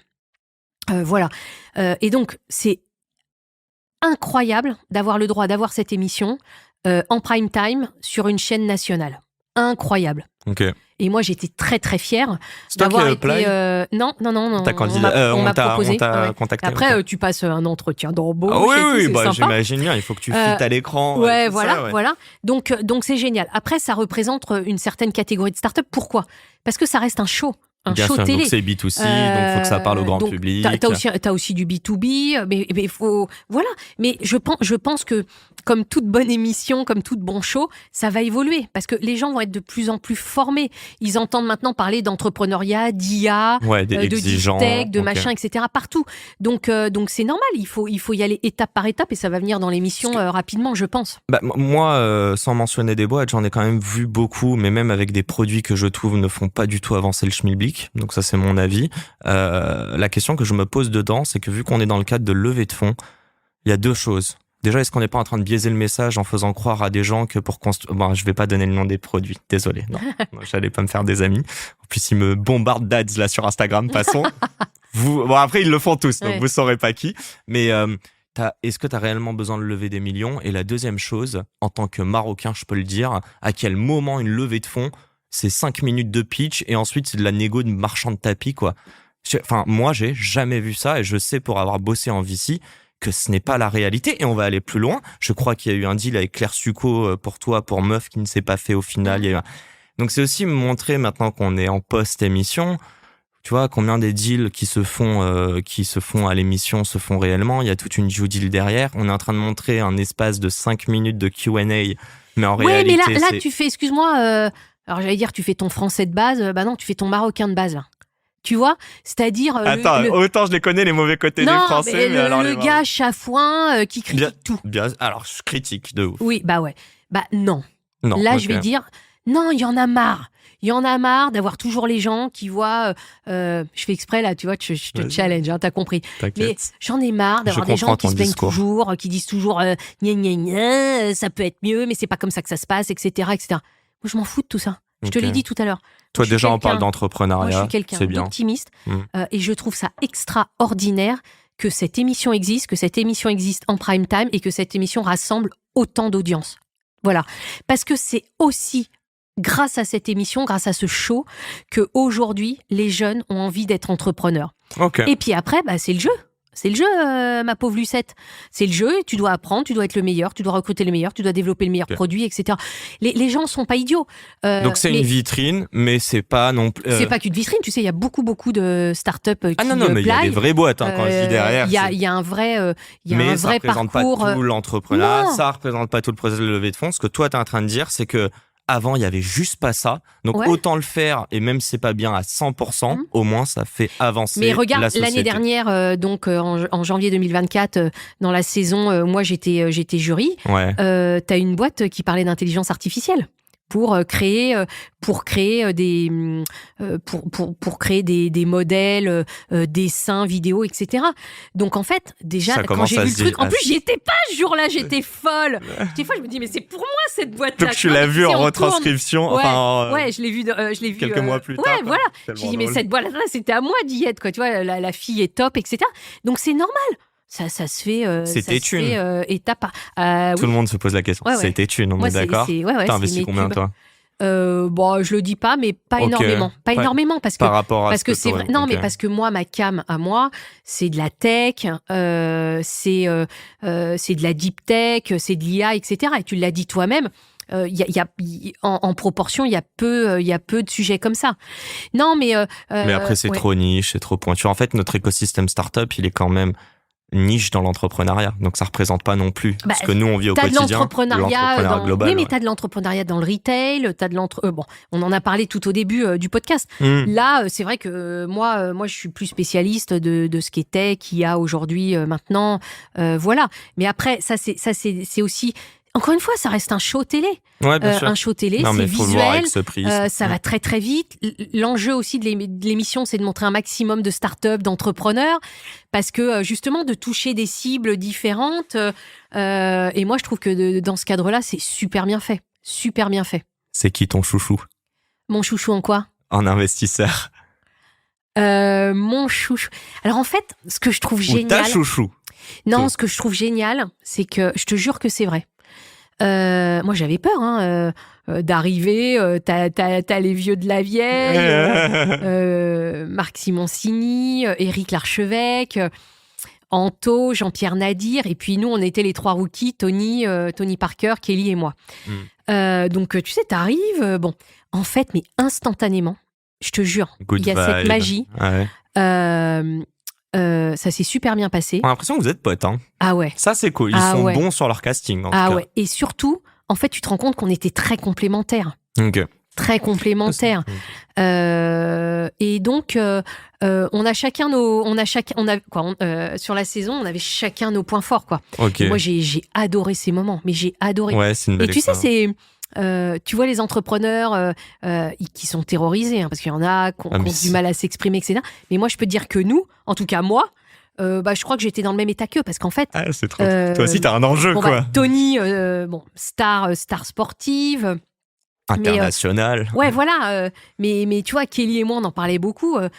Nous, on est des entrepreneurs. Donc, moi, je sais que je me mettais à leur place en disant, attends, Steph, moi, ma plus grande responsabilité, c'est de leur dire, si je leur dis oui, pourquoi, mais surtout de leur dire non et pourquoi, en ayant les bons mots, parce que ça sert à rien de froisser les gens ou d'être méchant, en ayant les bons mots, mais aussi les mots justes pour que derrière, ils puissent ils puissent apprendre et progresser de ce moment-là. Donc tu vois, quand tu dis que l'échec, il sert à rien, c'est pas vrai. Pour toi, l'échec, il sert Non, s'il y a un apprentissage derrière. je dis juste que... Non, mais parce que... Parce qu'il y en a, ils te tu sais, recalent et le ils disent même pas pourquoi. Non, bien sûr, Parle mais tu sais, t'as le d'investisseurs, de discours à la con recruteurs. disant « Ah non, mais l'échec, c'est bien. Non, l'échec, c'est pourri. L'échec, c'est pourri, c'est pourri, c'est pourri, moi, j'en veux pas. Ouais. » Voilà, mais les gens intelligents apprennent de toutes les situations. J'ai une mini question et après je passe à une question du tac au tac à la fin. Cette question est toute simple. Un bouquin, il y a beaucoup d'entrepreneurs qui en font quand même. Tu gagnes des thunes sur ça? Pourquoi tu le fais? Ah non, moi, je le fais, encore une fois, pour rejoindre mon message, de dire à toutes les personnes qui ont entendu parler d'entrepreneuriat, qui ont envie... moi, je donne aussi un mode d'emploi de comment faut faire. Tu vois, je raconte mon histoire. Mais qui est complémentaire à ton podcast, par exemple? Ouais, bien sûr. C'est pas la même chose. Non, Ok. non, bien sûr. C'est toujours dans la même. Alors, il y a beaucoup de inspiré, livres, il y a du beaucoup oui, il y en a beaucoup aussi qui n'ont pas vraiment entrepris avant, qui font des bouquins. Donc, tu te dis, bon, bah, ok, écoute, donc c'est un bon résumé des trucs. Non, moi, je pense qu'on n'est pas si nombreux que ça à avoir la carrière que j'ai eue. Et d'ailleurs, c'est que le début. On n'est pas si nombreux à être partir de zéro, à avoir monté une aussi grosse boîte, à ce que le leader mondial l'ait acheté et à raconter tout ça et à dire comment on y est arrivé. C'est pas vrai. Alors, tu dis, il y a beaucoup de personnes qui écrivent des livres. Des entrepreneurs qui ont eu le parcours que j'ai eu et qui ont fait tout ce que j'ai fait, il n'y en a pas beaucoup. Ah, je t'ai piqué ou quoi, là? Non, mais je te pose cette question dedans. C'est la vraie question pour moi. Mais parce que moi, je vais chercher... Moi, je sais que tu vas pas perso, chercher de l'argent dedans, c'est pour ça que je Non. te pose la question. D'ailleurs, on gagne très peu avec un bouquin. Sauf si tu le vends oui, bien beaucoup. sûr, mais moi, je le fais pas pour ça. Moi, je le fais pour que des gens se disent « Putain, moi aussi, je peux y arriver. » Et je vais y arriver parce que Steph, elle me donne la niaque. Est-ce que Steph, ce bouquin, c'est pas la matérialisation Non, à la limite, de non. ta réussite? Non. Physique et tangible? Non. La matérialisation de ta réussite, si tu veux aller dans le truc là, c'est combien j'ai sur mon compte en Voilà, banque j'allais aujourd'hui, le garde dire. la capa. Ok, Bien c'est sûr, mais faut fair être enough. logique. Ok. Moi, ça m'a acheté C'est pas de un la liberté. aboutissement pour toi, ce bouquin? Non, tu sais quoi, à la limite, ça fait plaisir à ma maman. Ok. Je te jure. Je Elle vais l'a montrer lu à ma maman. Ouais. Bah, attends, j'attends de les recevoir parce que même moi, j'ai pas encore reçu. Arrête, je dois Matt, aller il les a reçu chercher. et pas toi? Voilà. Attends, c'est Non, quoi? mais c'est pas parce que. D'où il a ses parce que, passe tu sais, droits, Matt? Non, mais c'est parce que je travaille beaucoup et là, il y a Ouais, des trucs. Mais ouais, non, je l'ai. Oui, ça fait plaisir à ma maman. Ok. Voilà, je vois. Elle se dit, tu vois, elle pareil. Si elle avait su mon parcours, bon, elle est très très fière, très très heureuse pour moi et très très fière parce qu'elle sait que c'est important pour moi, voilà. Mais non. D'abord, c'est compliqué à écrire, hein. Moi, J'allais dire que t'étais forte tout ou pas, tout toi, mon mois de en juillet, français, tout mon mois d'août. Ouais, bien sûr. Ok. D'accord. J'ai fait des études Mais même d'histoire à la structurer Sorbonne, donc tes j'adore ça pensées. écrire. Mhm. Tu vois, par exemple, un truc que j'adorerais faire, c'est écrire un roman policier. J'adore les romans policiers parce que ça me vide vraiment la tête dans le milieu de la tech. Mais tu vois, avec des trucs, des morts très gore et tout, mais dans le milieu de la tech et en même temps dans une start-up. Je pense que je vais le faire. Je te jure, je pense que je vais le faire. Donc non, c'est pas pour l'argent, machin. Non, c'est pour dire, tu vois, tous les messages gentils que je reçois, putain, ça fait du bien quand même. Ça fait du bien quand quelqu'un te dit merci Steph de ce que tu fais. Quand il y a des gens qui disent, tu vois Steph, ton parcours tu l'as mérité vu comment t'as bossé comme un chien. Tout le monde le sait que j'ai bossé comme un chien, quoi. Tout le monde le sait. Donc ils savent que j'ai rien volé, qu'il a fallu que je parte de là pour en arriver là. Et j'ai pas envie de m'arrêter, mais m'arrêter au sens où je continue d'apprendre, voilà. Mais donc non, c'est vraiment pour dire, écoutez pas tout ce qu'on vous raconte de gens qui n'ont rien fait, qui vous reprennent des trucs sur des Anglais en vous traduisant les trucs qui vous apportent pas de valeur et tout. Moi, pareil. Moi, j'écoute de mes pairs, mais de mes pairs où je sais qu'ils sont meilleurs que moi sur des sujets-là. Puis voilà, et puis de dire, et puis aussi, tu sais, quand t'as un mec qui écrit un bouquin, mais derrière, tu sais que son père avait une boîte, qu'ils avaient 200 millions sur un compte, etc. C'est tout aussi, comment dire, valorisable. Tu vois ce que je veux dire? Je dénigre pas.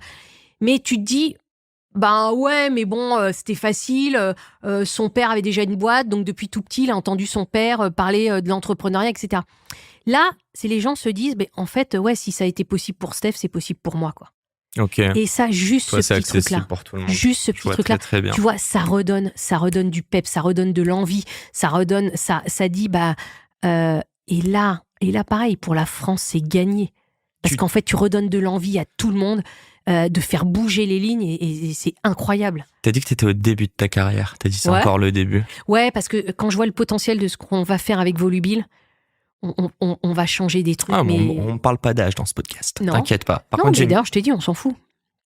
est-ce que dans ta carrière professionnelle, mais en fait liée au perso, on va pas se mentir, le podcast. Bon, le podcast aussi, mais même l'entrepreneuriat, c'est aussi du perso que tu nourris. Ouais, bien sûr. Est-ce que tu as encore des choses à te prouver à toi-même? Et Bien si oui, sûr. est-ce que tu peux ou tu veux peut-être... Non. Bah, Tu veux pas spoiler?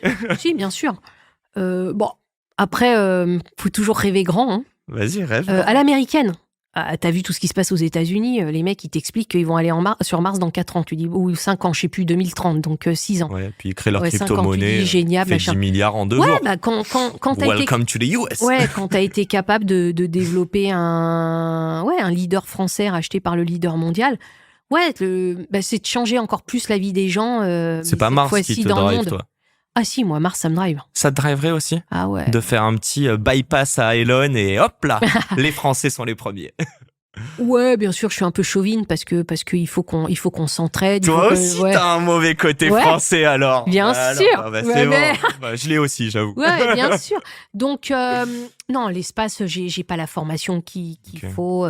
Mais voilà. il y a des choses où tu te dis, j'ai pas forcément les épaules, mais au fond de toi, maintenant que t'as pété tous les plafonds de verre, tu le gardes dans un coin de ta tête sans forcément nous dire le projet en question. Mais il y a d'autres objectifs dans ta tête, hormis volubile. Hein. Non. Donc là, t'es volubile, tu voudrais faire beaucoup de clients et argent, ok. Non, pas argent. Oui, argent, c'est business lié, pour la c'est boîte. corrélé. Mais par contre, tu me dis, non, je reviens à la question de te prouver Tu des sais- choses. T'as tu pas sais- d'autres choses à faire, à te prouver, à te dire. Non. Non, donc là, vas-y, tu voulais me dire, pardon. Tu sais. Tu sais, il faut pas beaucoup d'argent pour se sentir libre. Moi, le seul truc, c'est que pendant 5 ans chez Kappa, je me suis pas payée.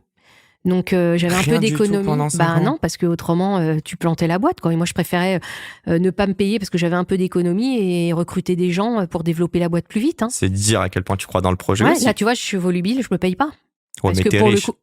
Oui, mais tu vois, je recommence aussi parce que ça te met un petit coup de pied au cul le matin, etc. Moi, il me fallait juste de l'argent parce que ma maman a fait un grave AVC, elle est en fauteuil, donc elle est encore chez elle pour le moment, mais elle a passé 80 et je sais que très bientôt, il va falloir... Et je voulais...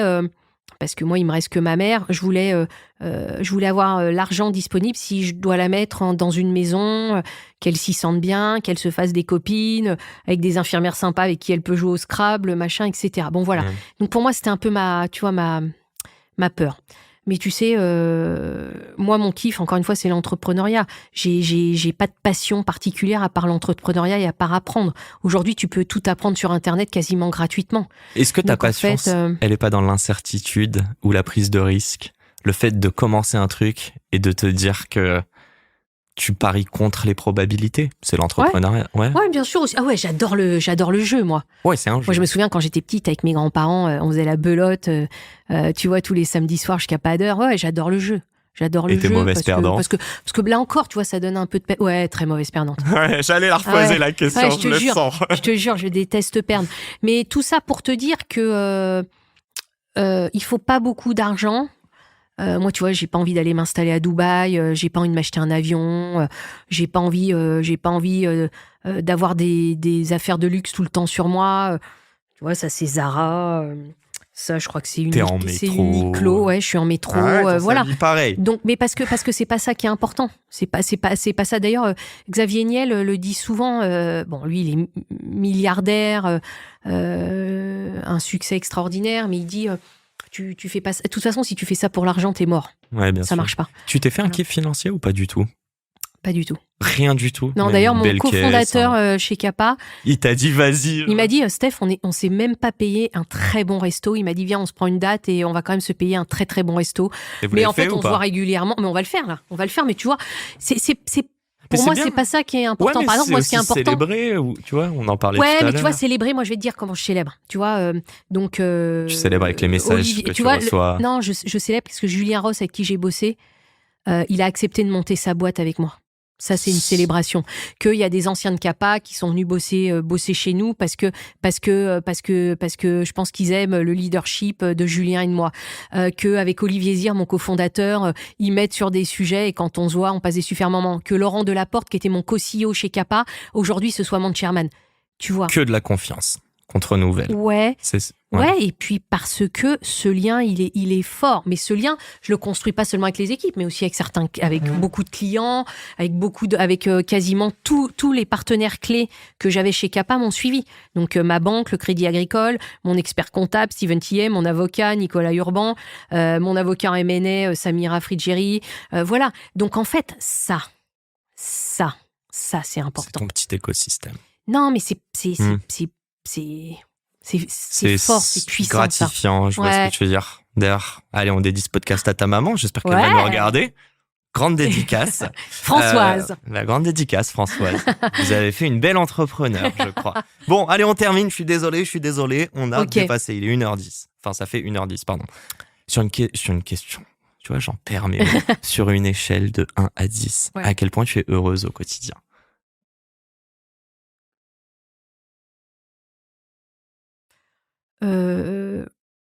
Aujourd'hui, je vais dire 9, parce que la situation dans le monde est tellement compliquée. Il y a des gens aussi en France qui ont de tels malheurs, par exemple la maladie ou la mort, ce genre de choses que, à date, je vis mon rêve professionnel. Je suis bien entourée dans ma vie privée.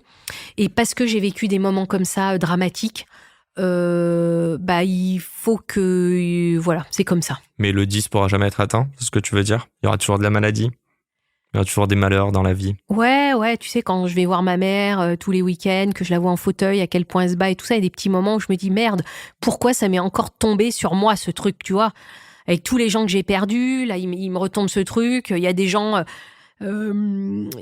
voilà, donc quelquefois, tu vois, machin. Mais bon, encore une fois, je suis reconnaissante. Ouais, exactement.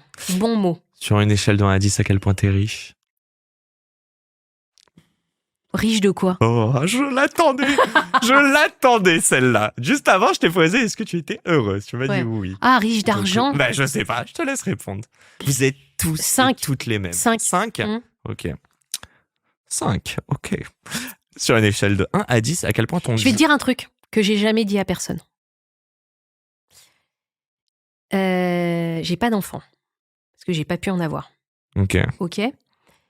Tout l'argent que je gagne, donc, je le donnerai à des associations, des fondations, etc. Et donc, plus je serai riche... plus tu auras d'impact. Exactement. Make sense. Surtout avec tout ce dont on parle depuis tout à l'heure. Sur une échelle de 1 à 10, à quel point ton job quotidien d'entrepreneur t'apporte, toi, du sens dans ta vie perso? 10. Et à quel point ce même job est difficile ou requiert de l'effort au quotidien? 10. Tu prends du plaisir dans la sueur et dans la douleur? Ouais, bien sûr. C'est très compliqué pour moi parce que j'ai été élevée comme ça. C'est très compliqué pour moi quand un truc arrive facile de me dire... Tu vois? Ouais. T'as besoin de challenge perpétuel. Je sais pas si j'ai besoin. Genre, encore une fois, j'aimerais être différente. Hein. Non, mais attends, il y a plein de trucs que j'aimerais être différente. Tu es chimiquement, etc. Mais parce que j'ai été élevée comme ça et parce que quand même, quand tu vis comme ça de tes 0 à tes 18 ans, dans un milieu qui est quand même, où il peut y avoir un peu d'agressivité, de difficulté, ouais. Mais tiens, tu sais quoi, je vais travailler là-dessus aussi. Bah écoute, on s'en reparle dans tous les cas. Avec grand plaisir. C'est ma dernière question, je l'ai dit 50 fois, mais c'est promis. Et elle est je l'adore. Tu t'accroches. Je vais dire sur une échelle, n'importe quoi. Si demain tu remontais quelques années, non, je vais pas dire quelques années auparavant, pour toute la prochaine génération là qui va arriver, c'est quoi la matière qui devrait avoir absolument en primaire qui n'existe pas chez nous? C'est quoi la matière qui nous manque à l'école? Je peux faire une réponse un peu longue? Vas-y, take your time. Bon, Okay. pas trop non plus. Non, pas trop. En fait, moi, j'ai un vrai programme pour l'éducation en France. D'accord? On digitalise tous les programmes. Ouvre ses oreilles. D'accord? Oui. On digitalise tout parce qu'on nous dit qu'on n'a pas assez de profs. Là, je vais me faire des ennemis. Hein. Je viens d'une famille de profs. Hein. Ma mère est prof, t'inquiète. Ok, donc je viens d'une famille de On va profs. se faire Une call de mes après. grand-mères était proche, mes profs, mes tantes étaient profs. Bon, je pense que c'est pas qu'on n'a pas assez de profs en France, on en a trop. On en a trop. Okay. D'accord? Donc moi, j'ai un programme tout prêt. On digitalise tous les cours. Parce que c'est le monde, les gamins, ils sont sur les écrans, les machins, bidules. Je comprends toujours pas qu'on s'adapte pas. On garde les profs, mais que plutôt qu'ils fassent un cours à lire des trucs, parce que ça se passe quand même beaucoup comme ça, parce que les classes, les machins, les trucs, Les enfants, ils apprennent sur un écran parce que c'est le monde, Et ils d'aujourd'hui. pratiquent ensuite. Et ensuite, tu as le professeur ou plusieurs professeurs, tu vois, qui sont à disposition des enfants qui sont à ce moment-là en difficulté, parce que tu peux être en difficulté, mais que pendant 2 jours, et puis après être le meilleur élève de la classe, machin. T'as pu la 6e, la 5e, tu passes des niveaux automatiquement, voilà. Tu rajoutes des professeurs de théâtre et de musique pour que les enfants et les adolescents réapprennent à s'écouter. Juste à s'écouter. Tu rajoutes des profs de sport, parce qu'on nous dit tous que les gamins, ça va pas, ils sont fatigués, ils ont le burn-out, machin. Non, c'est juste parce qu'ils font pas assez de sport, d'accord ? Tu les mets dehors en roller, comme moi j'étais dans la cité, parce que mon kiff, c'était à 16h d'aller prendre mes rollers avec ma copine Stéphanie et ma copine Leïla. Je peux te dire qu'on n'avait pas le burn-out, malgré la vie qu'on vivait à ce moment-là. Ouais. Ok ? Donc, tu fais tout ça, et tu fais pas comme un ancien ministre de l'Éducation supprimer les maths.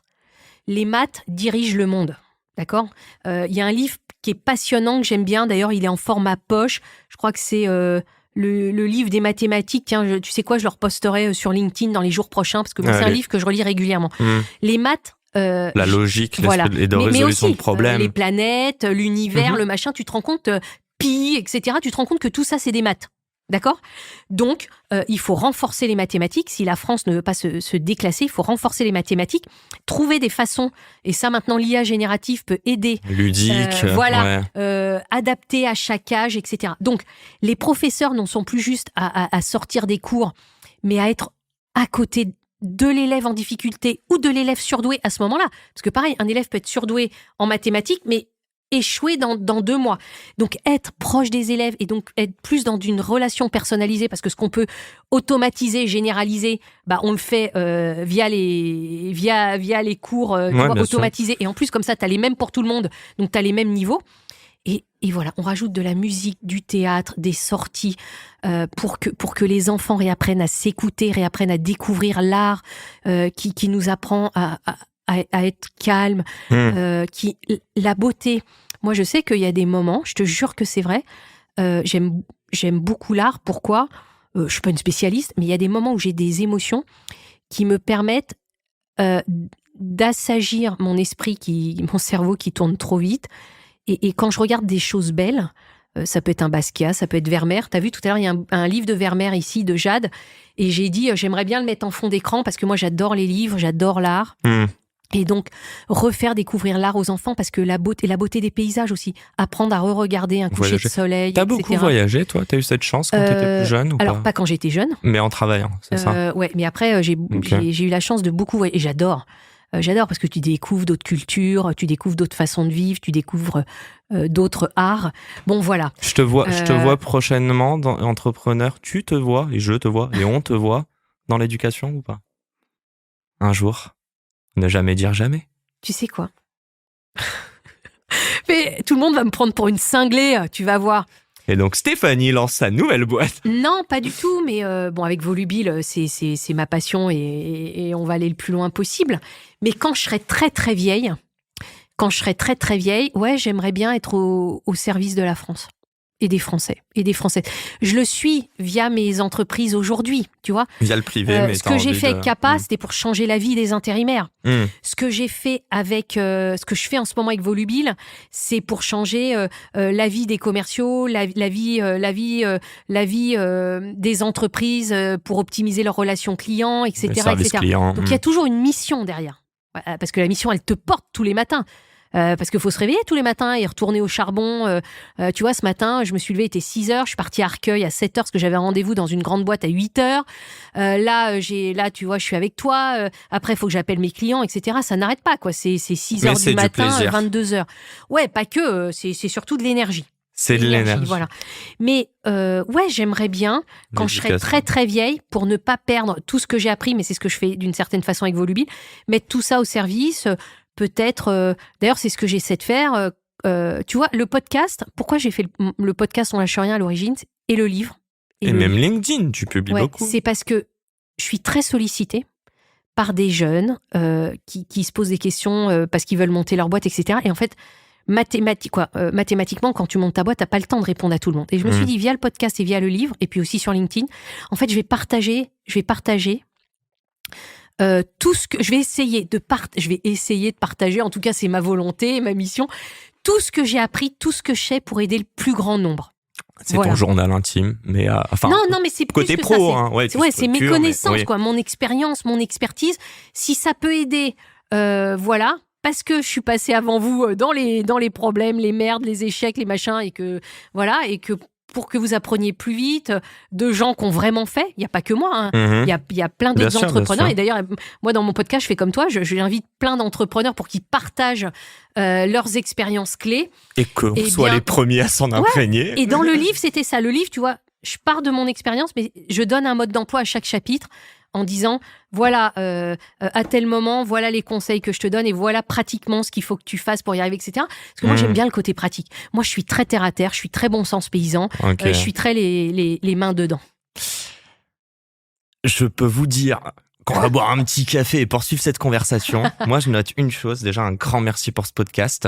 On a commencé... Un grand merci à toi. Depuis le temps que j'attendais que tu m'invites, là. Je voyais tous les invités, je disais pourquoi pas moi. Bon, Stéphanie, j'attendais le bon moment, 2025 avec ces belles nouvelles et surtout ce bouquin.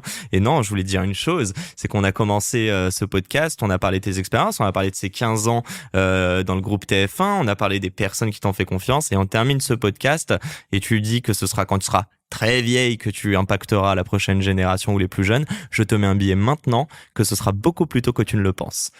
Bah écoute, on verra. J'ai peut-être pas si tort. Non, mais l'avenir nous le dira. Ouais, là, mon job et mon temps à 2000% et mon énergie, c'est tout pour Volubile. Parce que déjà là, ce qu'on apporte à nos clients et ce qu'on va apporter à toutes les entreprises, c'est juste un truc de malade. Et tu peux pas être au four et au moulin à la fois. Exactement. Mais attends, on va rester vraiment. Faut que je te papote d'un petit projet que j'ai. Un grand merci à vous tous de nous avoir écoutés. Merci à toi pour ton énergie. Merci pour ton invitation. Écoute, avec grand plaisir. Adoré. Je te laisse le mot de la fin. Moi, je dis un truc, c'est un grand merde à toutes les personnes qui entreprennent. Mais je te laisse, toi, même regarder la cam et leur faire un petit message de fin. Qu'est-ce que tu as envie de leur dire ? Eh bien, j'ai juste envie de vous dire que... Dans le micro, pardon. Où que vous soyez, quelle que soit votre situation, on peut tous réussir. Gardez confiance en vous, développez votre énergie et votre écoute du monde qui vous entoure et des gens qui vous entourent pour devenir meilleur chaque jour. Voilà. Et puis achetez mon bouquin. Bon, ça, c'est toi qui le dis. C'est gentil, merci. Mais surtout, restons positifs, restons bienveillants entre nous et on lâche rien parce qu'on va tous y arriver. Voilà ce que j'ai envie de dire. Les amis, à la semaine pro pour un nouvel épisode. Merci. C'est déjà la fin de cet épisode. J'espère qu'il vous a plu. Si c'est le cas, pourquoi vous nous le diriez pas ? Laissez-nous un petit commentaire, un petit like, partagez-le à des amis, des personnes qui seraient susceptibles d'aimer cet épisode. Et n'hésitez pas non plus à nous proposer des invités pour les prochains épisodes. Le prochain épisode sort lundi. Je vous laisse vous abonner dès maintenant. Et encore une fois, merci de nous soutenir et de nous écouter. Un grand merde à toutes les personnes qui entreprennent. Et à très vite pour un nouvel épisode. Ciao, ciao. C'est la fin de cet épisode. S'il vous a plu, prenez 30 secondes pour nous laisser un commentaire et une note sur la plateforme d'écoute de votre choix. On a encore des dizaines d'épisodes en stock, donc je vous laisse fouiller. Et d'ici là, n'oubliez pas, s'ils l'ont fait, pourquoi pas vous ? Encore une fois, un grand merci de nous avoir écoutés et à très vite pour un nouvel épisode. Ciao.